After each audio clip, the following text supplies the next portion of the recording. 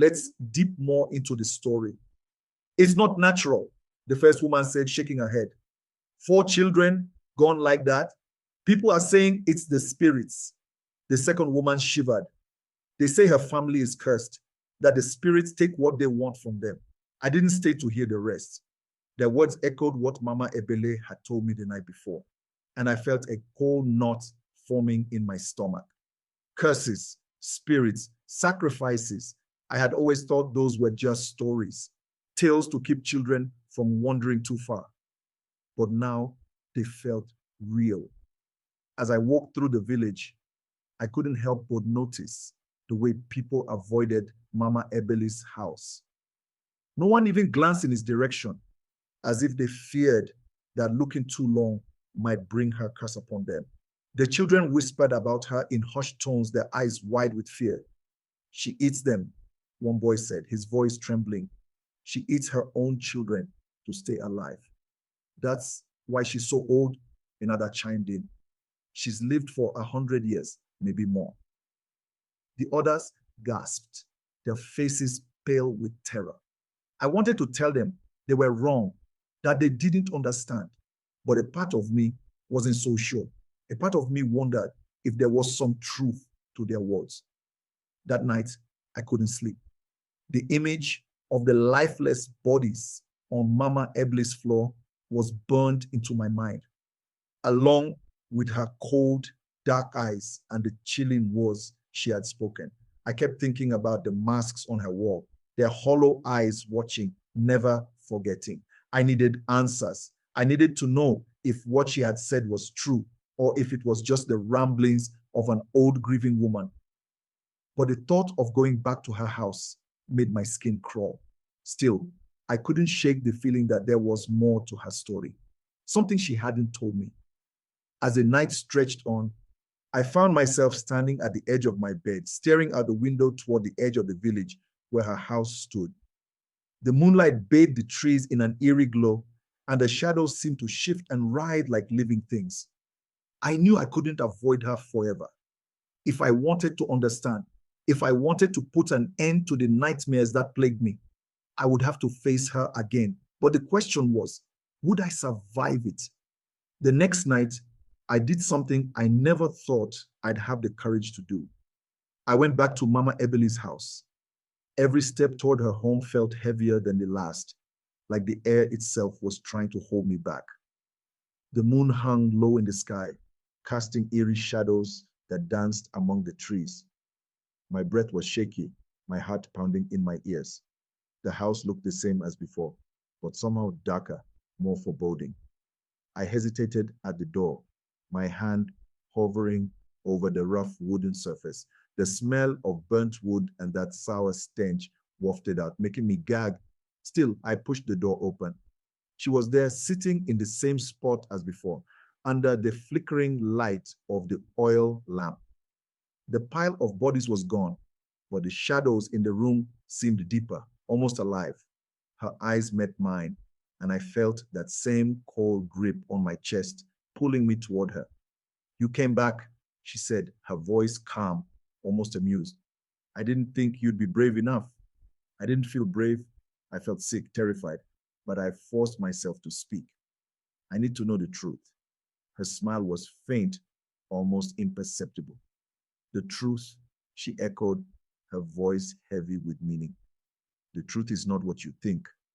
She motioned for me to sit, but I stayed where I was, my legs trembling. She shrugged and began to speak, her words slow and deliberate. You think life is simple, she said, that it's just about living and dying. But there's more. There's power and the spirits that hold it. They watch, they wait, and when they see something they want, they take it. She paused, her gaze distant, as if she was remembering something. My children, they were strong. The spirit saw them and wanted their strength, their vitality, but I couldn't let them take everything. So I made a choice. I felt my stomach turn. You sacrificed them? Her eyes hardened, and I felt a chill run down my spine. Sacrifice is not the right word, she said. They gave themselves willingly. They understood what was at stake. To fight the spirits, To survive, you must give something in return. Her words made no sense to me. But they're gone, I said, my voice shaking. You took their lives, she sighed, her expression softening. And what would you have done? She asked, her voice almost gentle. Watch them die young, their souls trapped in an endless cycle. I saved them. I gave them purpose. I couldn't believe what I was hearing. My chest tightened, and I felt the urge to run again, but her gaze held me there, pinned to the spot. You don't understand, she said, her voice quieter now. But you will. One day, when the spirits come for you, you'll see why I did what I did. I couldn't stop thinking about her words, even after I left her house. They clung to me like the smell of her home, heavy and suffocating. Mama Ebele's talk of spirits and sacrifices sounded insane, but the look in her eyes, that haunted look, told me there was more to it than just old wives' tales. I tried to convince myself it wasn't real, that she was just a broken woman hiding behind stories. But deep down, I wasn't sure. Days passed, and the whispers in the village grew louder. Everyone had their own version of the story. Some said she was cursed. Others claimed she was a witch who'd bargained with dark forces for her long life. No one dared approach her, and her house seemed to sink deeper into its shadowed corner of the village, as if even the sunlight was afraid to touch it. I couldn't let it go. Her words kept replaying in my head. You'll see. One day, you'll see. One evening, I sat with my grandmother in her small, cramped kitchen. She was the only person I trusted to tell the truth. If anyone knew the secrets of our village, it was her. The oil lamp flickered, casting warm light on her wrinkled face as she stirred a pot of soup. Grandma, I said hesitantly, what do you know about Mama Ebele? Her hand froze mid-stir, and her eyes flicked up to meet mine. They were sharp, searching, as if she was trying to decide how much to tell me. She's troubled, Grandma said finally. Always has been. Her family, they've been marked for generations. Marked how? I asked, leaning forward. Grandma sighed, setting the wooden spoon down. There are things in this world, Inkem, that you shouldn't go looking for. Spirits, curses, they don't care about right or wrong. They don't care about love or pain. They take what they want. I swallowed hard, my pulse quickening. But Mama Ebel, she said her children gave themselves willingly. Is that true? Grandma's face darkened, and she shook her head. No one gives themselves willingly to the spirits. They demand sacrifices, and if you don't give it to them, they take it anyway. Mama Ebele, she chose her path. She thought she could bargain with them, cheat them out of their due. But spirits don't forget, Nkem. They never forget. Her words sent a chill down my spine. What happens if you try to cheat them? I asked, my voice barely above a whisper. Grandma's gaze held mine, unflinching. You pay the price, and it's always more than you can bear. I couldn't sleep that night. The weight of what I'd learned pressed down on me, suffocating me with questions I didn't want answers to. If Mama Ebele's story was true, then what did it mean for the rest of us? Were we all at the mercy of these spirits, waiting for them to take what they wanted? I didn't want to find out, but the pull of her house and her secrets was too strong. I knew I wasn't done. I had to confront her again, even if it meant risking everything. The next evening, I found myself standing outside Mama Ebele's house again. The shadows of the trees loomed over me, their twisted shapes stretching across the dirt path like dark fingers. The air felt colder than usual, pressing against my skin like icy hands. Every part of me was screaming to turn around, to walk away and forget everything. But I couldn't. I needed answers, even if they came with a price. I pushed the door open slowly, the hinges creaking like a warning. The smell hit me first, burnt wood mixed with that sour, rotten stench. Mama Ebele was sitting in the same spot, her frail figure hunched over a small clay pot. The flickering light from the oil lamp cast strange shadows on her face making her look older, almost skeletal. You came back, she said, not looking up from the pot. Her voice was calm, like she had been expecting me. I swallowed hard, trying to steady my trembling hands. I need to know the truth, I said, forcing the words out. She chuckled softly, the sound sending chills down my spine. The truth, she repeated, as if the word amused her. It's a dangerous thing to seek. I stepped closer, the floor creaking under my weight. You said your children gave themselves willingly, I began, my voice shaky but firm.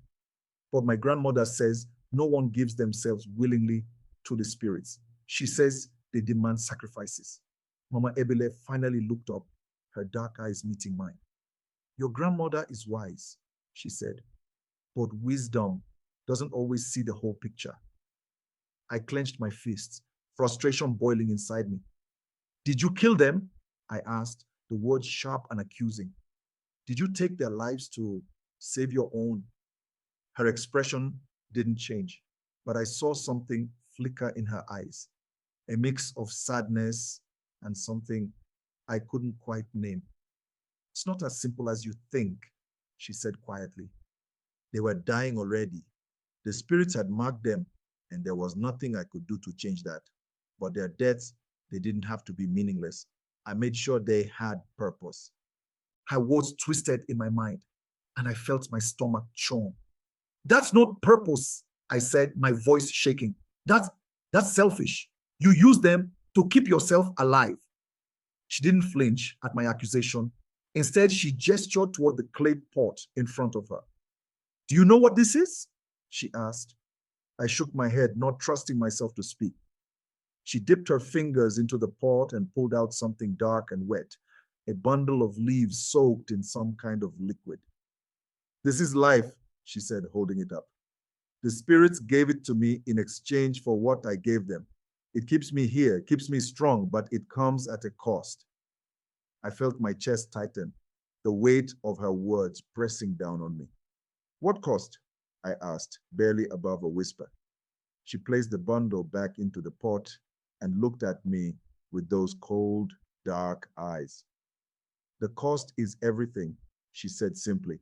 The cost is your soul. Her words were heavy, chilling. They sank deep into my mind, clawing at my thoughts. The cost is your soul, she had said, and the way she spoke it, calmly, without hesitation, made it even worse. It wasn't a warning, it was a fact. I felt a knot tighten in my chest, a mix of fear and anger boiling inside me. You think it's worth it? I asked, my voice rising. Living like this, with that cost hanging over you? Mama Ebele's expression didn't change, but her eyes seemed to darken. You think you understand what it means to live, she said, her tone sharp, but you don't. And not yet. I took a step back, shaking my head. What happens to your soul? I asked, unsure if I even wanted to know the answer. She sighed, the sound heavy and tired, like she was carrying the weight of years on her frail shoulders. It doesn't belong to me anymore, she said. It belongs to them, the spirits. They hold it, keep it tethered to this world. Her words sent a chill down my spine. And when you die? I asked, my voice trembling. Her gaze turned distant, and for the first time, I saw a flicker of fear in her eyes. When I die, she said quietly, they'll take me completely. There will be nothing left. I felt my stomach churn, the weight of her words pressing down on me like a heavy stone. Why would you do this to yourself? I asked, unable to keep the anger out of my voice. Why would you sacrifice your own children for this? She looked at me, her eyes cold and unyielding. Because the spirits don't give you a choice, she said. They take what they want, and you can either fight or surrender. I wanted to scream, to tell her she was wrong, that there had to be another way. But deep down, I wasn't sure. The things I had seen, the stories I had heard, they all pointed to one chilling truth. The spirits were real, and they were ruthless. I turned to leave, my legs trembling as I moved toward the door. You can't escape them, Mama Ebele said, her voice following me like a shadow. They'll come for you too, one day. Her words sent a shiver through me, and I stumbled out of the house, the smell of burnt wood and sour rot clinging to my clothes. The night air felt suffocating, heavy with the weight of her warnings. I didn't stop running until I reached my home, collapsing onto my bed in a mess of fear and confusion. But even as I lay there, trying to convince myself it wasn't real, her words echoed in my mind. They'll come for you too. The nightmares started the very same night I left Mama Ebley's house. They came like a storm, dark, heavy, relentless. I'd close my eyes, and suddenly I'd find myself back in her dimly lit room. The smell of burnt wood and rot filled my nose, and I could see her sitting there, staring at me with those hollow, unblinking eyes. But the worst part wasn't her. It was the shadows. They moved, slithering across the walls like living things. They whispered, their voices low and rasping, saying things I couldn't understand but felt in my bones. They called to me, beckoning me into the darkness.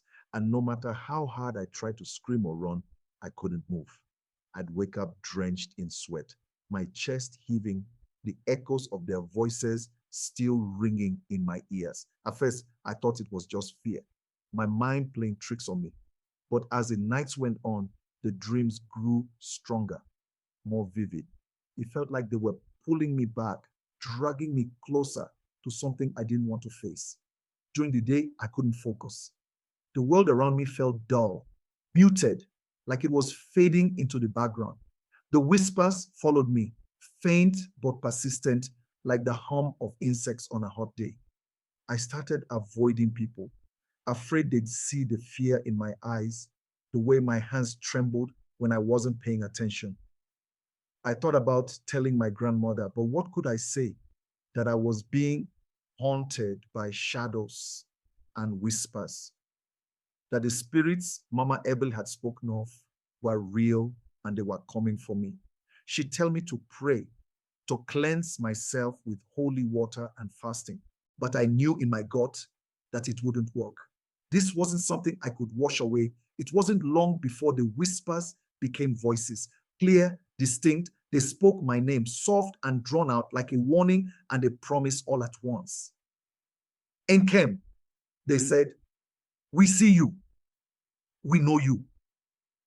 I started staying up late, trying to outrun the dreams. But no matter how hard I fought to stay awake, exhaustion always won. And every time I closed my eyes, they were there, waiting.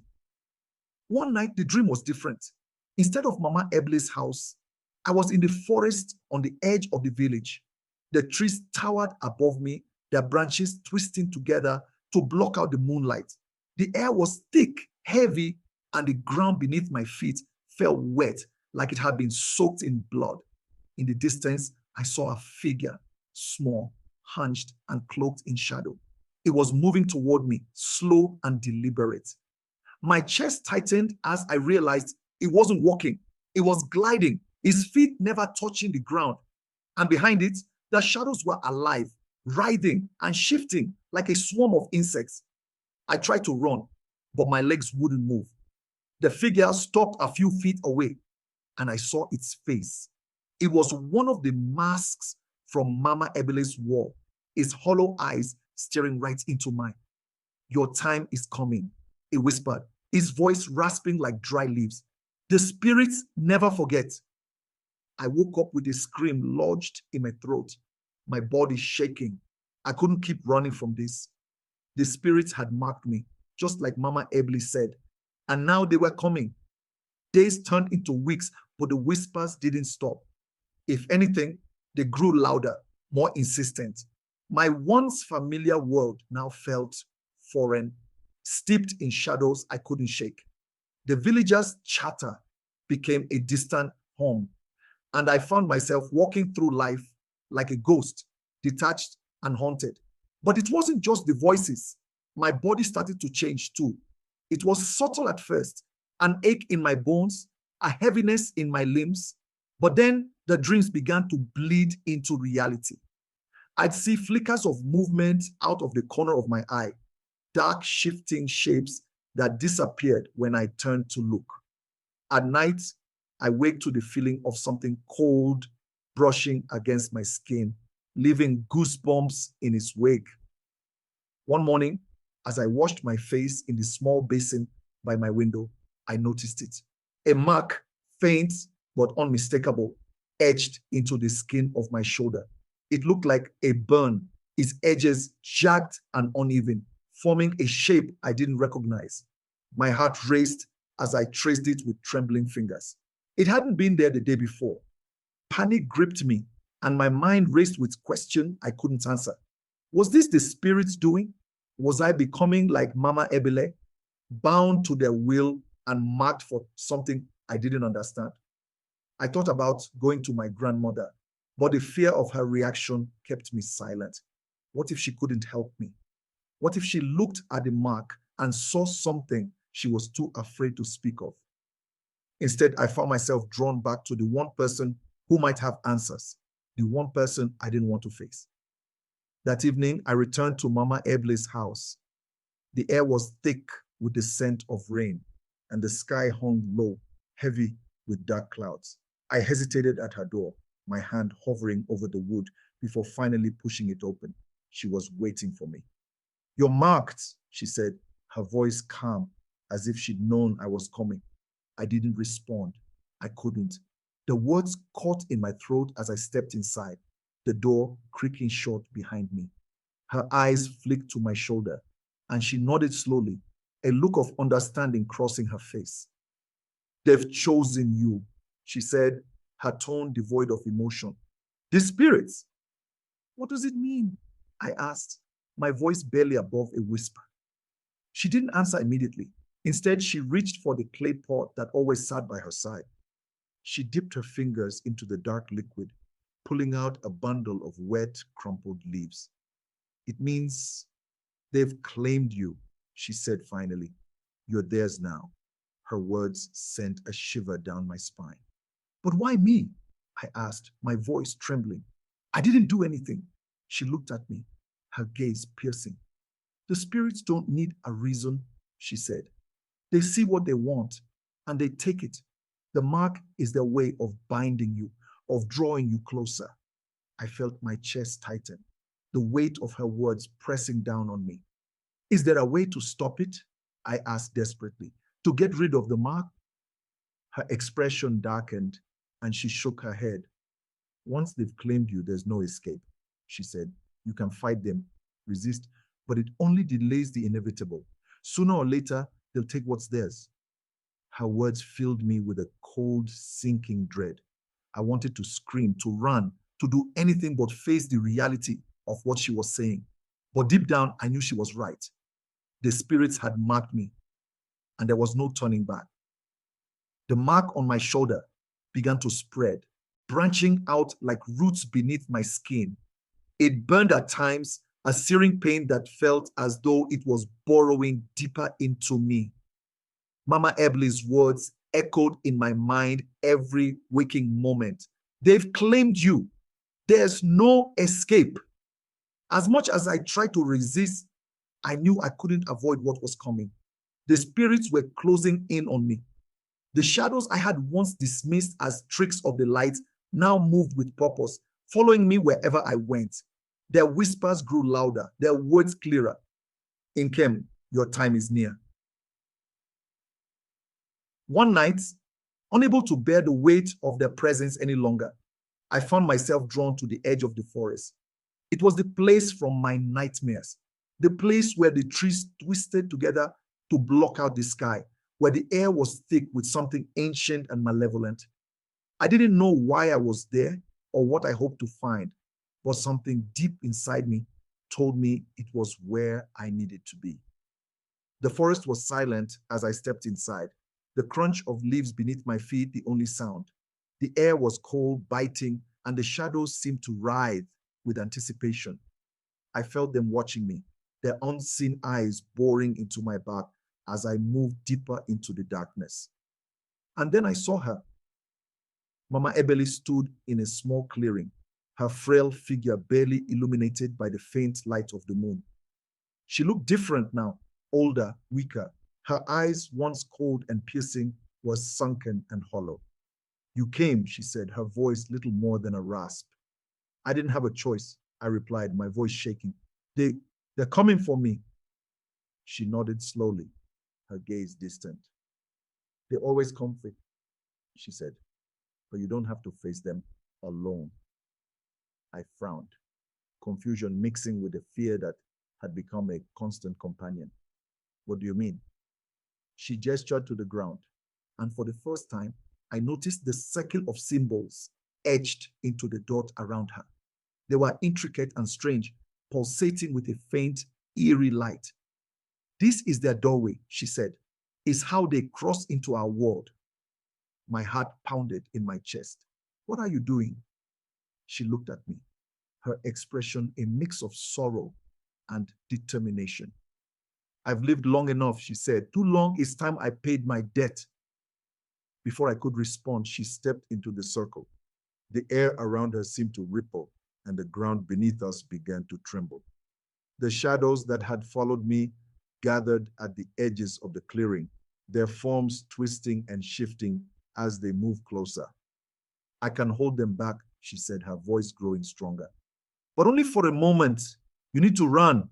What? I asked, panic rising in my chest. I can't just leave you here.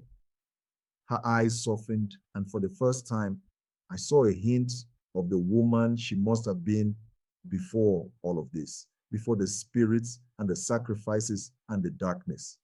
You have a chance, she said, a chance to live, to break free from this. Take it. The shadows surged forward, their whispers rising to a deafening roar. Mama Ebele raised her arms, and the circle around her flared with blinding light. The shadows recoiled, their forms writhing in agony as they tried to breach the barrier. Go, she screamed, her voice filled with a strength I hadn't thought possible. Now, I didn't want to leave her, but the terror coursing through my veins was stronger than my resolve. I turned and ran, the shadows' screams chasing me through the forest. I didn't stop until I reached the edge of the village, collapsing to my knees as the first rays of dawn broke through the darkness. I never saw Mama Eble again. Her house was abandoned, the doorway to the spirit's world sealed forever. The whispers that had haunted me faded, and the mark on my shoulder disappeared, leaving only a faint scar as a reminder. But even now, I can't escape the feeling that they're still watching, waiting. Mama Ebele's sacrifice saved me, but the spirits never forget. And one day I fear they'll find me again. The end. Please tell me how you feel at this story. And please like, share, and subscribe for more content like this.